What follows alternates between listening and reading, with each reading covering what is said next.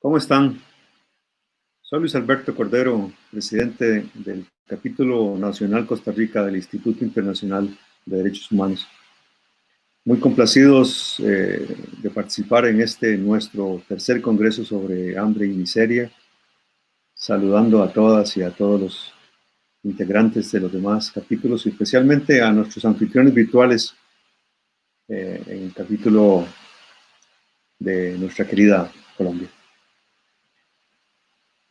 Tengo el gusto y el honor de presentar y de acompañarle durante su ponencia a un miembro fundador del Instituto Internacional de Derechos Humanos, Capítulo Costa Rica, José Pablo Vega, que tendrá como propósito hoy referirse al tema del apoyo legal a personas refugiadas y solicitantes de asilo en la región americana con ocasión de la pandemia. José Pablo es abogado especialista en Derecho Internacional de los Derechos Humanos y en Derecho Internacional Humanitario, también con experiencia en litigio internacional, en investigación académica y educación sobre derechos humanos y desplazamiento forzado en las Américas. Es abogado por la Universidad de Costa Rica con énfasis en derechos humanos y máster en Derecho Internacional de los Derechos Humanos y Derecho Internacional Humanitario de la Universidad de Essex en Inglaterra. Se desempeña dichosamente desde la academia a la práctica como coordinador de la Red de Apoyo Legal para los Refugiados de las Américas y como coordinador del proyecto de Derecho Internacional Regional y acceso a la justicia en América Latina. Coopera también actualmente con la Comisión para el Esclarecimiento de la Verdad en Colombia, sobre todo en la documentación de testigos de víctimas del conflicto armado en el exilio. Y antes se desempeñó como investigador del Centro de Derechos Humanos de la Universidad de Essex y asistente legal en la Corte Interamericana de Derechos Humanos. El tema que en representación del capítulo Costa Rica del IIDH nos expondrá José Pablo es muy denso, es muy importante y también es particularmente importante a la región centroamericana porque por sus características podría decirse que tenemos experiencia en materia de desplazamiento forzado, de desplazamiento de solicitantes de asilo o de refugio, por lo cual es muy pertinente también como todos los temas que se han vuelto relevantes, inclusive desafortunadamente a pesar de por razón de la pandemia y no que debieron ser relevantes todo el tiempo. Así que para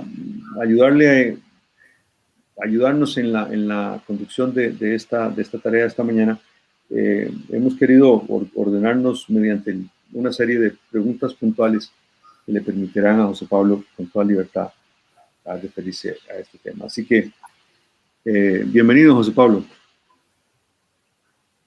Hola, Luis Alberto, muchas gracias. Bien, a ver.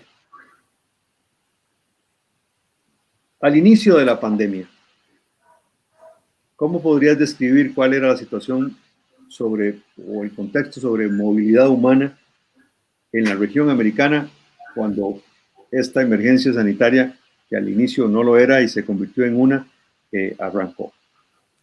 Muy bien. El continente americano ha estado experimentando una serie de movimientos de personas importantes en la década de los 80, 90, 2000, 2010 en adelante. Quizá más reciente, se puede pensar que en Sudamérica estábamos experimentando el movimiento de población venezolana, más o menos desde 2015 en adelante en calidad masiva. Luego, a finales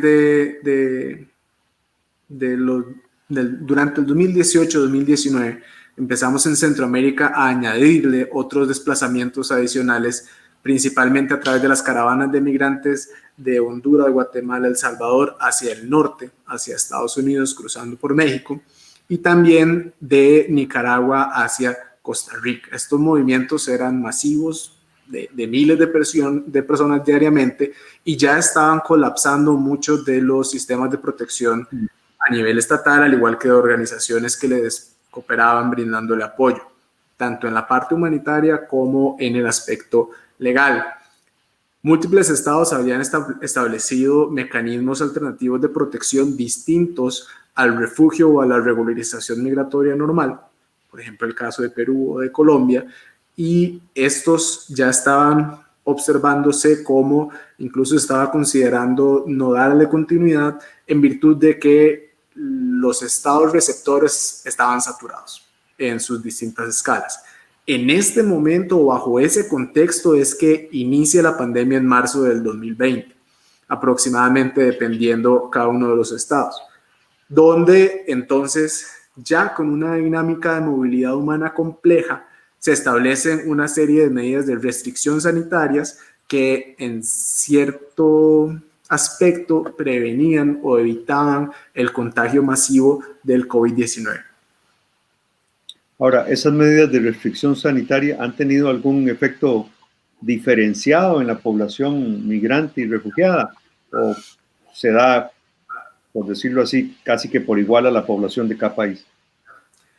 Ciertamente, tanto el COVID-19 como las medidas de restricción han tenido un impacto generalizado en toda la población, pero existen ciertos grupos que ya se encontraban en una situación de vulnerabilidad que han tenido quizás un impacto mayor. Y claro está el ejemplo entonces de las personas que se encontraban desplazándose. Imagínense el supuesto donde la persona estaba saliendo, por ejemplo, del contexto en Venezuela y quería llegar a otro país, pero en ese momento se determina que la frontera se cierra, en un momento en el cual la persona se encontraba en tránsito. O también las situaciones donde en el propio tránsito la persona carecía de mecanismos de higiene y de protección y entonces fueron uno de los primeros impactados con el contagio del COVID-19, o también cuando estas poblaciones de muy escasos recursos, la gran mayoría de ellos, que se dedicaban a la economía informal, empiezan a sufrir los primeros efectos de la contracción de los mercados a nivel interno, en los países a los cuales habían arribado quizás meses o a lo sumo años atrás. Entonces suelen ser los primeros en recibir el impacto económico de la contracción de los mercados.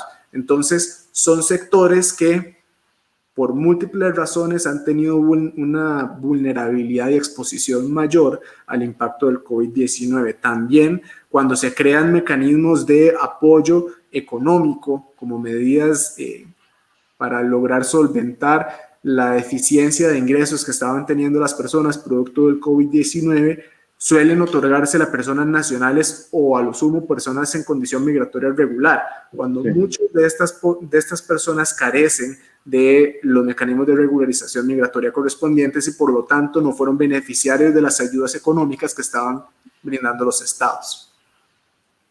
Claro. Ahora, tenemos claro que se han establecido restricciones y podemos pensar que además ha habido suspensión de garantías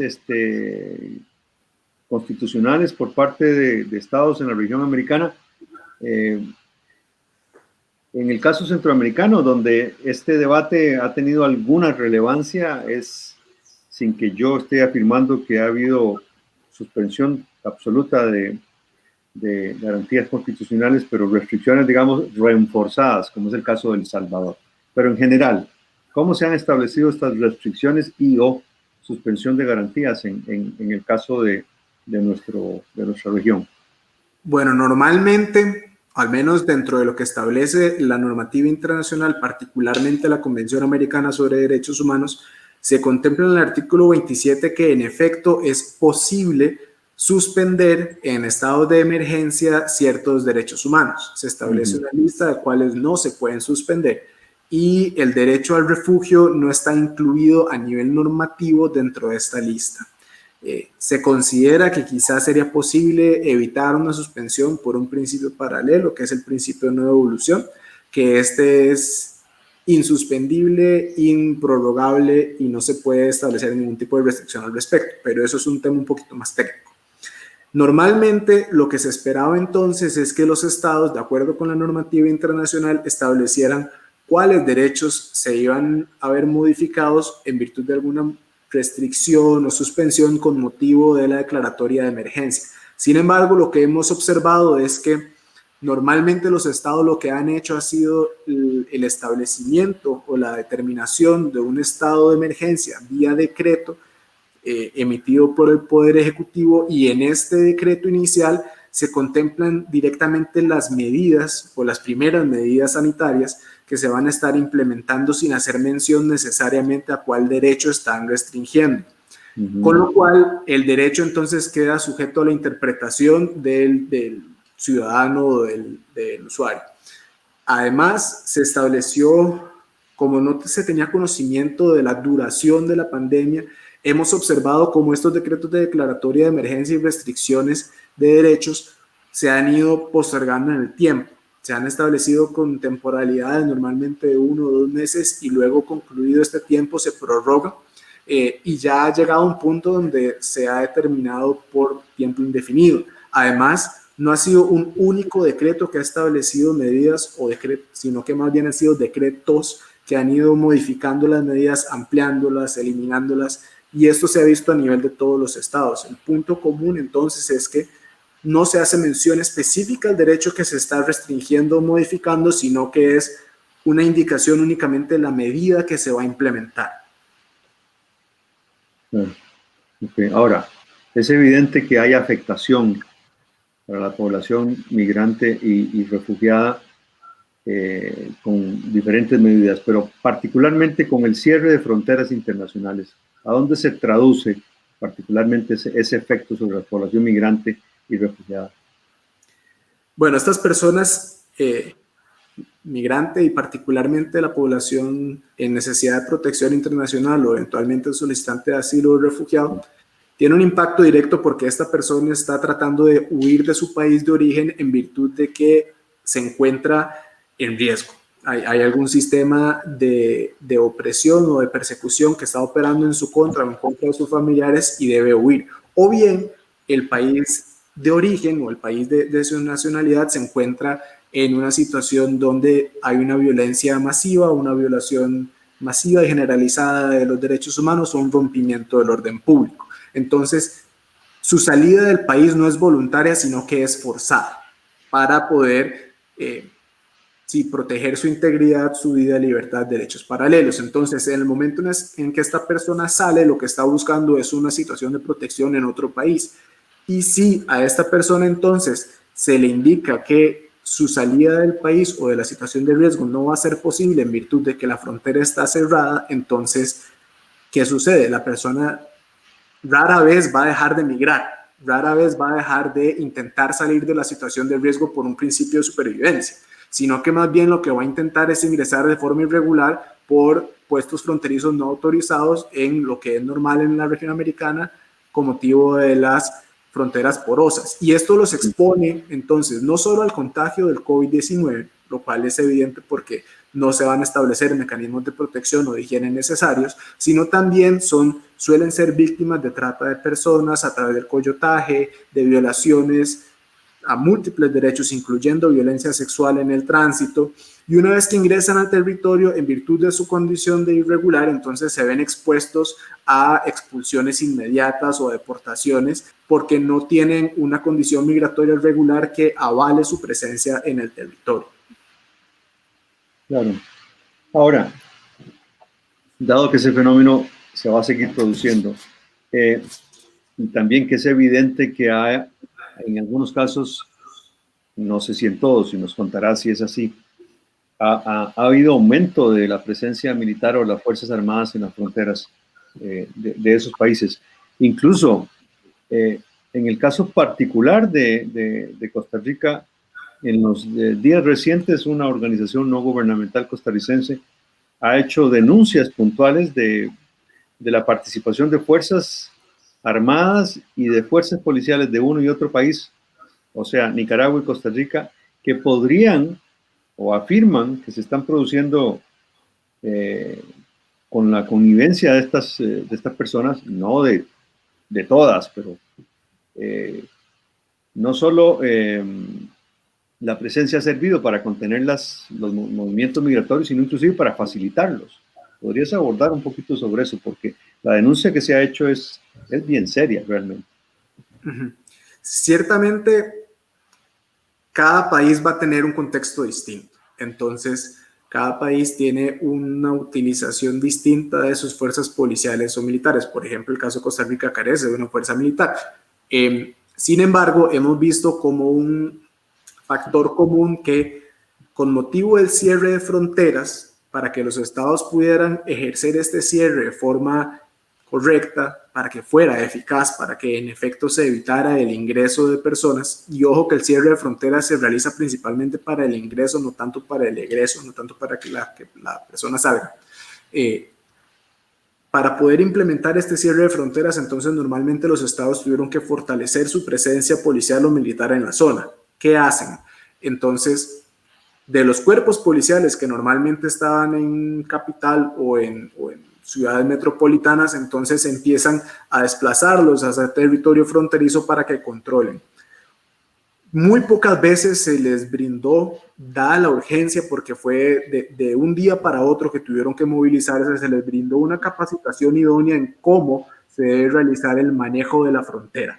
Entonces, se tiene conocimiento de que las fronteras tienen ciertas particularidades y entonces para poder estar presente ahí se tiene que tener una formación especializada.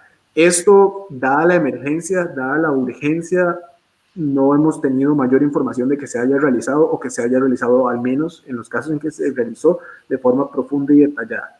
Punto número uno. Punto número dos, los estados han utilizado este mecanismo de fortalecimiento de la presencia policial o militar en zona fronteriza para atender otros asuntos, no solo para entender el tema del cierre y evitar el ingreso de personas al territorio, sino para también enfocarse en la detección y desarticulación de bandas criminales, de grupos de narcotráfico y demás. Entonces, se ha utilizado el tema de cierre de fronteras como un argumento que valida o autoriza la realización de otras operaciones con otros intereses en territorio fronterizo.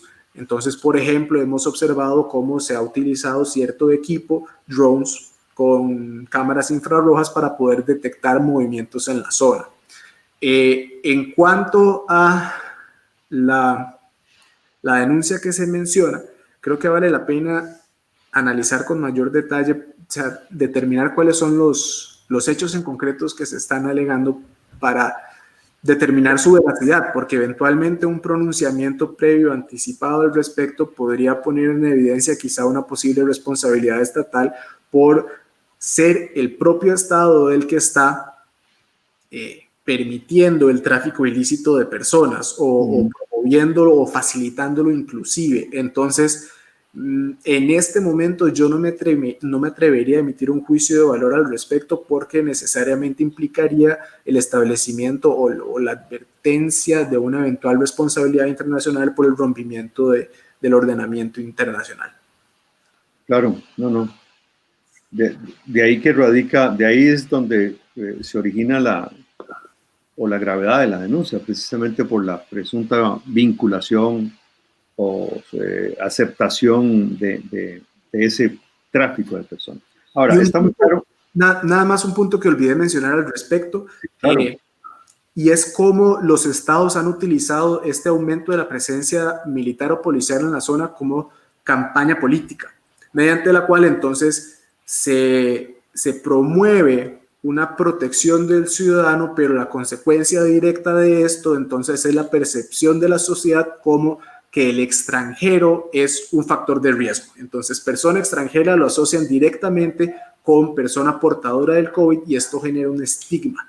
Este estigma en esta materia se conoce como xenofobia, entonces aumenta el rechazo de la población nacional hacia la población extranjera porque la considera como peligrosa. Y el Estado, a través de la promoción y difusión de estas campañas, está generando ese sentir en la población. Entonces es importante mencionarlo. Y no se están necesariamente implementando mecanismos campañas de difusión que contrarresten este aumento de la discriminación y la xenofobia a esa población extranjera. Sí. Decía antes que es evidente que en cualquier caso, en cualquier situación ordinaria, no en lo que estamos pasando, cualquier persona que ingresa a un territorio distinto de otro país se expone a medidas sancionatorias, a medidas que regulan esa transgresión de una norma. No, me gustaría que pudiéramos compartir en una pregunta combinada a qué sanciones se expone en situaciones normales, pero también en el medio de la pandemia. Ahora que estamos hablando de poblaciones que se están desplazando con ocasión de la pandemia o buscando algún mecanismo de protección, ¿qué cambios puntuales se están produciendo en los mismos procedimientos de solicitud de esa protección a la persona que ingresa de manera irregular en el territorio de otro país?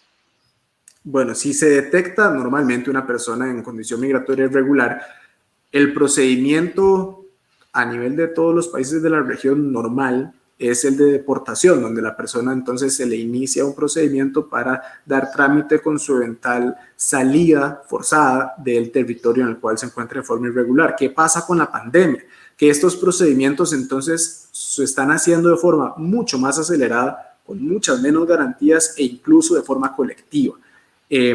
Hemos tenido conocimiento de situaciones donde a la persona se le devuelve si se determina que su ingreso fue de forma irregular y se le observa en territorio fronterizo, entonces se le devuelve por el mismo punto de ingreso irregular. No se le documenta, no se le abre un expediente individualizado ni se le saca por un puesto fronterizo autorizado del estado que lo detuvo, sino que se le regresa de forma inmediata por el puesto, por la zona, por el territorio irregular. Entiéndase que si entró por una trocha, entró por una finca, entonces por esa misma finca se le devuelve.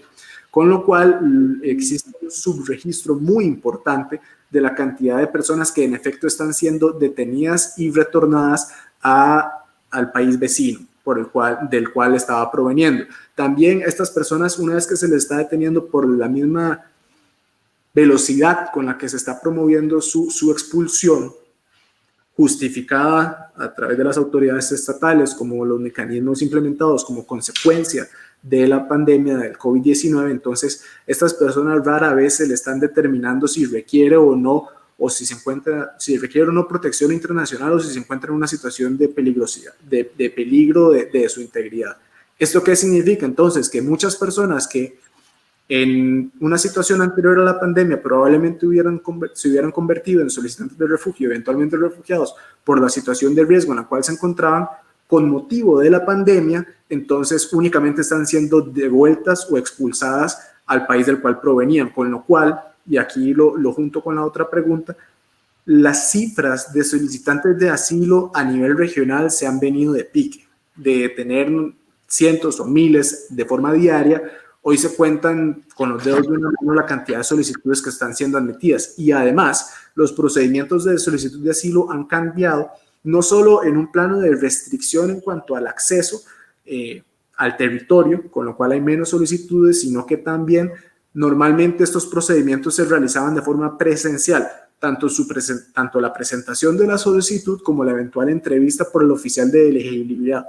Y al estar entonces normalmente cerradas las instituciones estatales, o al menos de marzo a aproximadamente agosto, la mayoría de las instituciones estatales tuvieron un cierre y no promovían la atención presencial, entonces estos procedimientos de solicitud de asilo se encontraron suspendidos. Vieron cómo todas las entrevistas que ya se habían agendado para interponer la solicitud o bien para ya tener la entrevista de elegibilidad ha sido postergada en el tiempo, con lo cual la mora en la resolución de estas solicitudes se ha incrementado dramáticamente, acumulando en cierta medida los casos que ya venían previos, más los que se han ido sumando.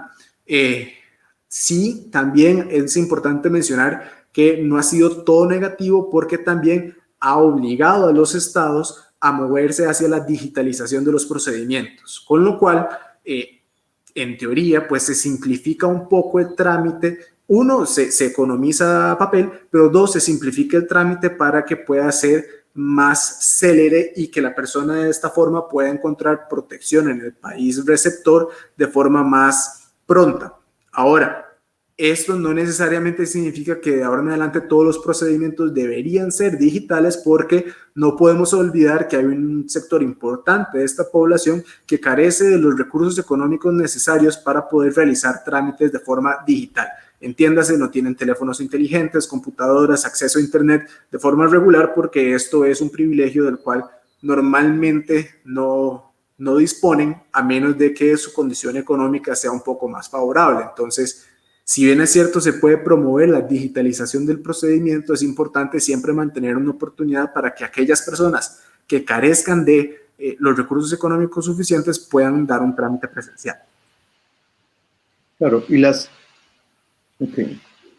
y esto que estás compartiendo, ¿cuál es tu opinión sobre las autoridades a cargo de estas decisiones sobre procedimientos y trámites migratorios, de lo que se está haciendo, de lo que no se está haciendo? ¿Hay suficiente información a la que tengan acceso tanto las personas que buscan protección como los ciudadanos del país en general, que a veces tiene la sensación de que no solo tiene sus propios problemas con el manejo de la pandemia, sino que hay población migrante en números crecientes, aunque no pueda probarlo, aunque no tenga claras las dimensiones, de que cada vez hay más gente viniendo? Lo digo, y quizá para conocimiento de las personas que nos ven, que somos un país, en el caso costarricense, que tiene un importante flujo de migración desde Nicaragua, que son nicaragüenses que ya viven acá, que permanecen aquí, algunos son solo migrantes estacionales, pero en el tema de información, porque la falta de información también contribuye a generar rechazos, actitudes xenofóbicas, en fin. ¿Cómo están manejando en líneas generales las autoridades gubernamentales los cambios en las políticas y en las prácticas para atender solicitudes de protección en términos generales? Hemos observado que la institucionalidad estatal encargada de manejar los procedimientos de migración o de refugio ha sido deficiente en transmitir la información, del cambio de las políticas, reglamentos o directrices para la continuidad de los procedimientos migratorios o de refugio. Hemos observado cómo, si bien es cierto, estos cambios se están realizando, no necesariamente se están haciendo campañas de difusión efectivas que permitan que la población de interés tenga conocimiento de estos cambios. Entonces, genera dos situaciones. Uno, una reducción del acceso de la población a los trámites correspondientes por desconocimiento, y dos, un aumento de las consultas hacia las organizaciones de sociedad civil que les brindan apoyo, porque entonces, en ausencia de esta información, las consultas se multiplican, suelen ser sobre los mismos temas, y entonces saturan la posibilidad que tengan las organizaciones de sociedad civil de brindar atención a esta población. Además de que muchas veces incluso las organizaciones de sociedad civil no tienen claridad sobre estos cambios, a pesar de que se dedican diariamente a estos procedimientos, porque el acceso a la información, sí, uno, es difícil, y dos, además se maneja con cierta ambigüedad. Entonces, con intencionalidad o sin ella, lo cierto del caso es que hoy en día es aún más complejo entender cuál es el mecanismo que existe para que la persona pueda, uno, eventualmente solicitar refugio, o dos, regularizar su condición migratoria. Entonces, esto ciertamente afecta eventualmente la protección del derecho humano de poder solicitar y recibir asilo de la población que se encuentra en necesidad de protección internacional. Entonces, ¿crees que ha habido evidentemente una necesidad puntual de organizaciones de sociedad civil que trabajan en la prestación de servicios a población migrante y refugiada para atender estas nuevas condiciones? Tiene que haberse producido algún efecto en la dinámica y en la funcionalidad de estas organizaciones, ¿cierto? Sí, sin duda alguna. Nosotros, bueno, todos nos hemos tenido que reinventar, pero particularmente las organizaciones que brindan servicios a población vulnerable, porque estos servicios, si se descontinúan, si se eliminan, entonces generan una mayor vulnerabilidad o mayor fragilidad de esta población que ya de por sí se encuentra en una situación compleja. Entonces, normalmente las ONGs que brindan este apoyo, sobre todo el apoyo legal, tuvieron que reinventarse, digitalizarse para poder continuar brindando sus servicios, con ciertos beneficios quizá en términos de organización interna de su trabajo, pero con un impacto importante por lo que mencionaba anteriormente, de que no se puede atender a toda la población que está necesitando información, no se les puede brindar atención presencial en la mayoría de los casos, y incluso las organizaciones han visto cómo los recursos con los que disponían para realizar su trabajo se han reducido porque dependían principalmente de donantes internacionales que se encuentran normalmente en sus países, también se encuentran en situaciones económicas complejas, con lo cual la disponibilidad de fondos de cooperación internacional ciertamente se ha visto afectada también por la pandemia, y entonces la disponibilidad de recursos para estas organizaciones que brindan atención a población vulnerable también se ha visto afectada. Sí, claro, claro. Un poquito sobre las personas detenidas, sobre sobre si existen situaciones verificadas o verificables de que existe detención de personas, no solo devolución o expulsión del territorio, sino detención, a ver, que no se trate de otro tipo de causa, sino a raíz del ingreso irregular en el territorio de otro país. Normalmente eso se le conoce como detención administrativa migratoria y no es una práctica que se estile o una práctica usual en la región americana. Sin embargo, se establece como excepción la situación en México, donde para poder dar trámite a la solicitud de asilo en Estados Unidos, si la persona quiere solicitar refugio en Estados Unidos, lo tiene que hacer estando presencialmente en México, y normalmente esto se realiza a través de centros de detención. Entonces, centros de detención administrativos dedicados específicamente para la detención de población migrante o solicitante de refugio. En los otros países se considera que esta es una práctica que puede poner en entredicho los derechos humanos de la población migrante y refugiada. Entonces, no se observa en la mayoría de los contextos, pero sí tenemos conocimiento de que existe en México, y las condiciones de detención en la cual se encuentra esta población quizá no son las mejores del caso. Existe alto riesgo de contagio en virtud de, como vemos en centros penitenciarios criminales, entonces por el hacinamiento, por la imposibilidad de un trato directo con la población y demás, todo esto aumenta los factores de riesgo en los cuales se encuentran las personas detenidas. En este caso, poblaciones en situación de vulnerabilidad por su condición migratoria. Claro, y a propósito de prácticas, José Pablo, y un poco porque creo que tenemos lamentablemente que ir terminando. A propósito de prácticas y durante la pandemia, tanto desde el Estado, de las entidades del Estado, de los estados en general, como desde las actividades o el trabajo de las organizaciones no gubernamentales e inclusive de la cooperación internacional o organismos multinacionales,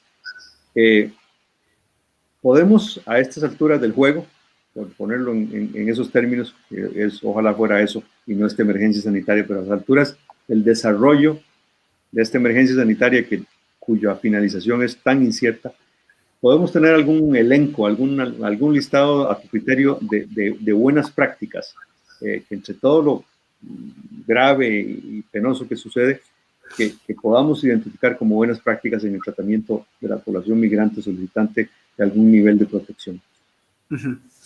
Bueno, ciertamente la situación es compleja, pero no todo ha sido malo, porque en todos los países de la región americana existen organizaciones y personas que tienen buena voluntad para la protección de la población de interés, en este caso, solicitante de refugio inmigrante, solicitante de refugio, refugiado inmigrante. Hemos visto cómo ciertamente la digitalización de los procedimientos a la larga puede significar un mejor acceso y manejo de los trámites para que sean más rápidos. A nivel regional existe una mora importantísima por parte de todas las instancias migratorias que lo analizan. También se ha encontrado cómo las organizaciones se han tenido que reinventar, las organizaciones de sociedad civil, para brindar servicios de forma digital o de forma virtual, y esto ha permitido que su alcance sea mayor. Cuando antes solo atendían físicamente en capital, por ejemplo, ahora pueden tener conocimiento de casos que suceden en frontera a pesar de que físicamente no se encuentren allí. También hemos visto cómo, y esto en un aspecto un poco distinto al apoyo legal, se ha incluido a la población refugiada y la población migrante en la atención de la pandemia, sobre todo en temas de atención médica, cuando estas personas tuvieran la capacitación o la profesión correspondiente, entiéndase medicina, enfermería y demás, y cómo en cierta medida la población migrante y refugiada está interesada en participar en la reactivación de la economía de los países que en este momento han visto una contracción importante. Entonces, estas personas, ciertamente muchos de ellos emprendedores, definitivamente son un factor a tomar en consideración si eventualmente se quiere reactivar la economía post pandemia. Claro, importantísimo. Muy bien, José Pablo. Creo que hemos aprovechado bien el tiempo y tenemos que ir terminando, así que te agradezco mucho y interés y la capacidad con que has contestado este planteamiento sobre las medidas de protección a los solicitantes a las personas migrantes solicitantes de protección de alguna medida. Y de nuevo, en nombre del Instituto Internacional de Derechos Humanos, Capítulo Costa Rica, les saludamos. Gracias de nuevo, José Pablo, y seguimos adelante con las actividades de este congreso. Muchas gracias, Luis Alberto.